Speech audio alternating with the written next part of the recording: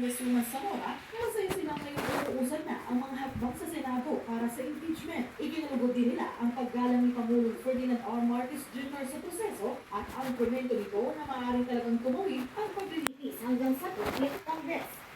We appreciate the statement of the President in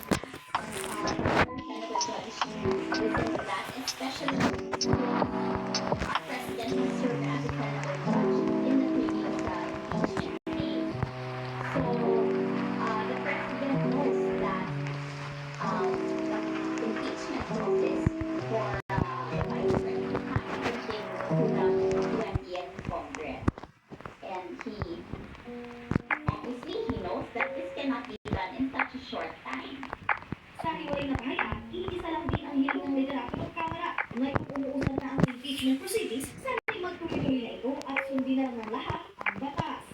The House of Representatives welcome this development. Ginalaw na po ang baso. Nakinig na po ang Senado sa mga pahayag, hindi lang ng Kamara, kundi ng iba't ibang sektor ng lipunan. Ang hiling lang po natin ay maging faithful sila sa alituntunin ng konstitusyon. Because in a society that follows the rule of law, the Constitution will always be supreme. Kasabay naman niya, inanunsyo ng opisina ni Vice President Duterte na diyaling Malaysia ang opisyal kasama ang kanyang pamilya. Dadalo rin daw siya sa Independence Day celebration doon at makikipagpulong sa mga OFW sa lugar. Tanong tuloy ng media, hindi kaya mga ka-apekto sa impeachment trial ang pag-alis ng Vice Presidente.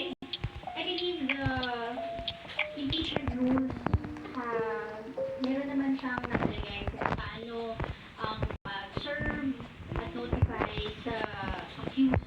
Ang importante, simulan na ng Senado yung trial para alam na din natin kung ano na yung magiging susunod na hakbang ng prosecutors at ano na mangyayari sa impeachment process. Melanas Moras para sa Pambansang TV sa Bagong Pilipinas.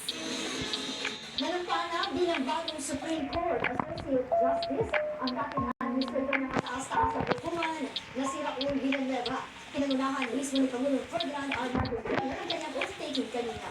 Iniwalan ng Pangulo ang kumpiyansa sa bagong SC Associate Justice sa pagkakagulog ng mandato ng Supreme Court, lalo na sa kanyang matagal na karanasan.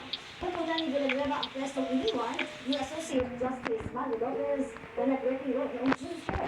Nagsimula ang judicial career ni Villanueva noong 2002 bilang presiding judge ng Las Piñas City RTC Branch 255. Nagsilbi siya ang acting na presiding judge ng Taguig City RTC Branch 267 at Manila RTC Branch 2. We are very happy for this approval because it is simple as our new justice was saying and was telling that it is a well-deserved appointment because a wealth of experience as a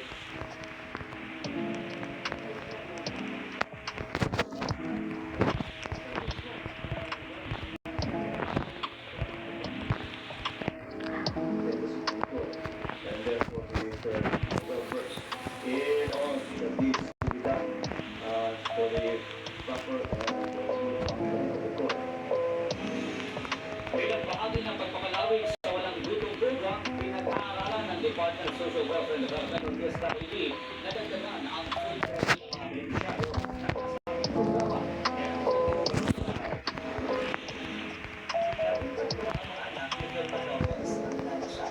Nakapos na rin ang 3,000 pisong food credit mula sa walang gutong program card. Lalo na lahat ng mga nangyayari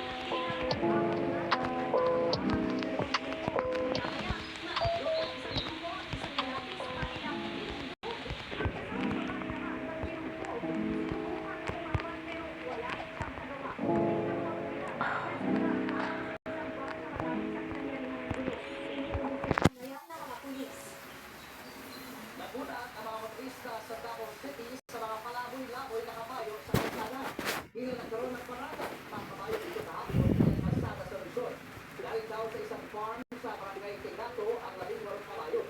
Nakatakas sa mga ito matapos masira ang kanilang tulungan. Walang kilometro rin ang nilakad ng mga kabayo bago sila na-corner ng mga otoridad. Ligtas na sila ngayon at naibalik na sa farm.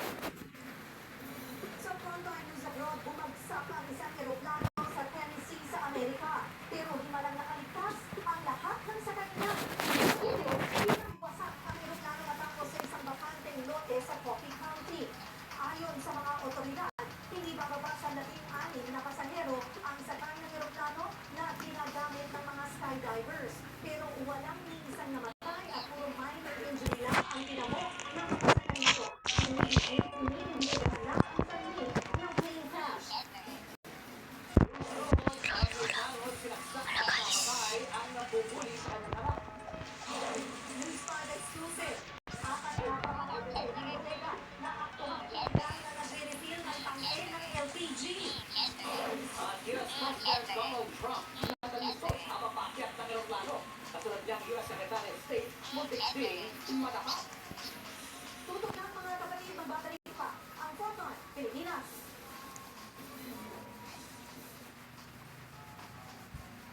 ng Federation of Filipino-Chinese Chambers of Commerce and Industry Incorporated o FFCCCII. Nasa 265 na bagong opisyal ang ipa. Bilang dito ang corporate officers, honorary presidents, board members, executive directors, chairman at vice chairman ng 17 working committees, regional executive directors at mga miyembro ng Council of Representatives. Sa kanyang talumpati, inigandiin ng Pangulo ang matatag na ugnayan ng pamahalaan ng federasyon na nagtataguyod ng mga programa para sa nation building. Kabilang na ang pagtutulungan sa pagpapalakas ng edukasyon sa bansa, gayunding sa pagnenegosyo. Umaasa ang Pangulong mas talatag pa ang ugnayan ito sa punan ng mga bagong talagang opisyal patuwag ang gobyerno. Nanawagan sa Senado ang iba't ibang grupo na simulan na ang impeachment trial kay Vice President Sara Duterte. Yan ang ulat ni Gab Villegas. Iba't ibang grupo ang nananawagan sa Senado na agad na simulan ang impeachment trial kay Vice President Sara Duterte. Para kay Caloocan Bishop at CBCP President Pablo Virgilio Cardinal David, may tutuloy na pagtataksil sa saligang batas at sa tiwala ng taong bayan ang pag-delay, pag-dismiss o pagbaliwala sa proseso ng impeachment dahil sa political convenience. Dagdag pa ng Kardinal, bilang mga tagapangasiwa ng pampublikong katungkulan, ang mga senador ay hindi lamang mananagot sa batas, kundi nakatali din sa konsensya ng umilos ng may integridad at walang kinikilingan. Umaapila rin si Cardinal David sa mga senador, lalo na sa mga nasa katungkulan na panintulutan na magpatuloy ang constitutional process ng walang hadlang. Dagdag pa nito, kung walang tinatago ay wala dapat ikatago. Para naman sa Commission on the Social Apostolate ng mga Jesuita, maraming nakasalalay sa impeachment trial at hindi lamang ang kapalaran ng pangalawang Pangulo o ng Senado, ngunit ang demokrasya na siyang lugar para sa tunay na pag-unlad. Sinabi rin ng grupo na hayaan na lang magsimula na agad ang impeachment trial para na rin sa kapakanan ng demokrasya at ng mga mahihirap. Tanong naman ng Makati Business Club, paano makakalikha ng maraming trabaho sa pamamagitan ng mga foreign at local investors na may dalang long-term investments kung hindi naman susundin ang batas? Sinabi rin ng grupo na sisirain lamang ng mga senador at ng Senado bilang institusyon ang tiwala ng taong bayan at